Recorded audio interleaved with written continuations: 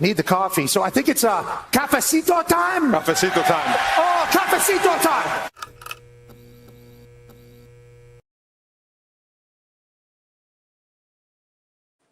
All right, what's up, everybody? Good afternoon. Yes, it is finally official. I mean, it's been official since last night, but haven't had a chance to come on until now. I'm actually here in the car for a little, not a flow motion, a cafecito motion, if you will. So I had a few minutes available to hop on with you guys to officially welcome DARIAN MENSAH to the U. He is officially a Miami Hurricane. We can finally start to celebrate. I know some people started celebrating maybe a little prematurely. I'm a little superstitious. I like to wait until the news is official. But by the time I saw that he was in Coral Gables yesterday, which, by the way, I think a lot transpired in the last 24 to 36 hours. MENSAH and Duke officially came to an agreement, a settlement. I think that was announced Monday night into Tuesday morning, something like that. It was like a day and a half ago, and hours after that, MENSAH was in Coral Gables visiting for his visit to Miami. Once that happened, we pretty much knew what was going to go down and what was going to be announced probably, within a few hours. And sure enough, it was. Bat signal dropped late at night. Then 10 p.m. last night, they made it official.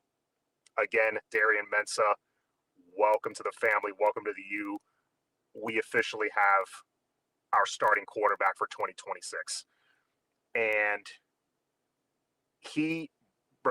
I'm sure all of you guys have looked up his highlights, watched his tape, as I have. Dude's a stud. I'm very excited. I'm very excited for the prospects of what this offense can be. With DARIAN MENSAH at quarterback, not to mention Darian Coleman, very talented true freshman, learning under him, kind of the perfect guy to learn under, if you ask me. I think their games are similar, or they can, Coleman can be similar to a DARIAN MENSAH.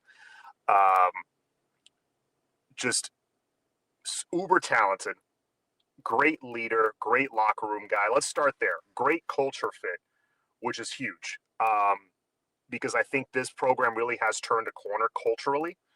We saw that after that SMU loss. We saw them really change how they approach games and how they really aim to dominate opponents, and good opponents in some cases. And you bring in a guy like him who's a true leader, I think that keeps things going. He's not a locker room issue, nothing like that, nothing to worry about there. So you check off that box, which is huge. That's kind of, everything starts and ends with the quarterback, in my opinion, especially today. And then you got your entire running back room coming back. Mark Fletcher, Marty Brown, Jordan Lyle, and Gerard Pringle, who almost left, but we got him. And then you got your skill position guys. Cam Vaughn you bring in from West Virginia, who's a stud also. A new and improved, I think, version of C.J. Daniels. A little more explosive, a little more athletic, a little tougher to bring down. Then you got Vandravius Jacobs, who's your deep threat. You lose JoJo, but you got Malachi Toney, probably the second best receiver in all of college football, coming back. Best slot receiver for sure in college football. And then you got, who else? Joshua Moore, Dalen Upshaw. Hopefully he gets back from his injury. Who else? Man, I'm drawing a blank here. I know there's other guys that I'm not naming that are going to be part of the rotation. But just with the guys I named right there, pretty loaded receiver room. You got how can I forget? Cooper Barkade, DARIAN MENSAH's #1 target at Duke. 1,000+ yard receiver, 73 catches, I think, last year. So you bring in 3 proven transfers, plus the Josh Moores and the Malachi Toneys of the world. You got, ready to, I was going to say step into bigger roles, but I mean, Malachi Toney already is that. But, you got Moore and you got Upshaw, but a lot of reasons to be excited on the outside. Tons of weapons to throw to, tons of weapons to hand it off to. And if Elijah Lofton messes around and stays healthy for a full season, oh my God. That's not even including Luka Gilbert, who I'm expecting a big year from. So lots to be excited about with the skill positions and the weapons that are around him. Now, offensive line could be a bit of an issue. We'll see. I have all the faith in the world that Coach Mirabal is going to work with what he's got and will piece together at least a formidable, serviceable offensive line that the team's not going to lean on necessarily like we just did, but I think will at least give Mensah time when he needs it. But where the offensive line, I think, took pressure off of the rest of the offense this year, it's going to be the reverse. I think DARIAN, MENSAH, and the rest of the skill position guys are going to take pressure off of the offensive line because they're going to run more of a quick game, more tempo, getting the ball out of his hands, throwing more on early downs. I think that's going to be more of the approach to this offense, hopefully. I mean, that would be the most sensible thing to do. You do that, you're going to take pressure off of that offensive line, and it's going to open things up. Plus, again, healthy Elijah Lofton on the edge, that's going to help you a little bit with blocking. But, you know, that O-line is definitely something to monitor in the spring. But, you know, I don't think they're done adding there, number one. And number two, I think with what you have, not a ton of proven guys, but, you know, with the coaching and development, you can at least piece together something decent because, yeah, I think that's really all you need with the weapons that you're going to have and the quarterback that you have. And on top of that, on the other side, you got a defense that's going to be potentially top 5 in America. Yes, I say that even with losing Ruben Bain, even with losing Keontae Scott, even losing Wesley Bassane and Akeem Mesidor and all those guys. D-line is stacked. Linebacker room, I was a bit concerned, but you got Chase Smith and Mo Toure, literally 2 grown men, back. Outside linebacker, you know, you got Kellen Wiley, who I'm very excited about.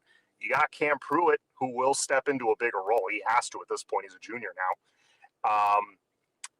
And then you got in the secondary, bringing back Poyser, big. Bringing back Fitzgerald, big. Bringing back Dylan Day for depth, big. You bring in Conrad Hussey yesterday. That was a nice little pickup. And then at corner, you got, yes, Ethan O'Connor.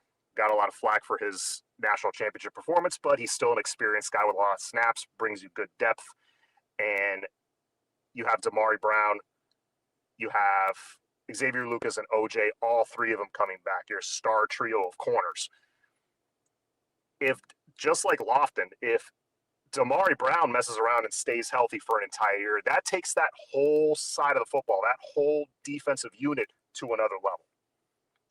Even with Keontae Scott on, I think that defensive backfield could be even better than this past season. So lots to be excited about. As you can see, got my hoodie today and everything, representing. But yes, I've said it like 4 times already, but I'll say it one final time.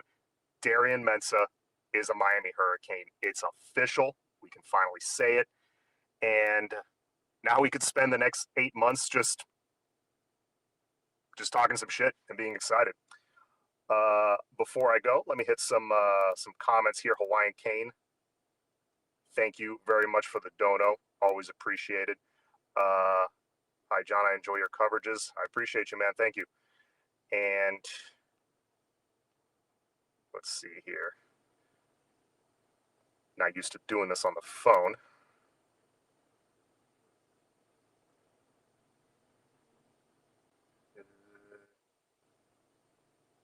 Oh, here we go. I don't know if you guys can see that on the screen, but Thomas is saying, guaranteed 50 points a game on offense. I'm about to dominate, guaranteed ACC champs. I mean, nothing's guaranteed in this sport, as we know, but yeah. Oh, there we go. Now I'm showing it. Yeah, nothing's guaranteed in this sport, but even if you get close to 40 points a game, I think we averaged like 33 this year. If you get to like 38 or 39, man, I'd be very excited. I'd be very excited. We may have to lean a little more, like I said, on the passing game this year and go a little more tempo, a little more quick game, but, you know, a little bit more like what we had with Cam Ward in a way. Maybe run with the quarterback a little bit more. I know they're hesitant on doing that usually. They didn't let Carson run really until the Ole Miss game, or no, the Ohio State game. And I just hope they do that a little bit more, because Mensah's athleticism, his legs are a weapon.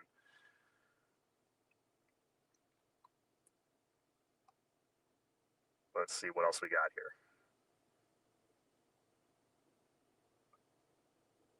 Thomas says offensive line is fine, no worries. Yeah, we'll see. We'll see. Will Jackson Carver be healthy enough to play this year? I hope so, man. I think now with some years under his belt, I think he can contribute, at least in the blocking game. He's a hell of a blocker.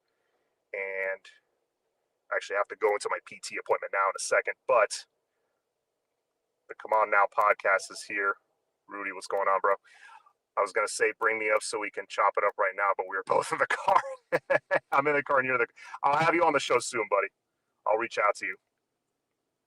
But yeah, man, definitely reasons to be excited. Lots of reasons to be excited. We got our quarterback. It's done. It's official. Got a quarterback. Got a wide receiver one. In addition to the wide receiver one, we already had a Malachi Toney. I mean, that, bro, lots of reasons to be excited. It's a great day to be a Miami Hurricane. It always is, but today even more so. I got to run, but glad I got at least a few minutes with you guys to celebrate this monumental news for the team. And I will be on again at some point this week if more news drops. And, yeah, we'll chop it up. We'll talk about it. All right, guys, until then, have a good one. Take care.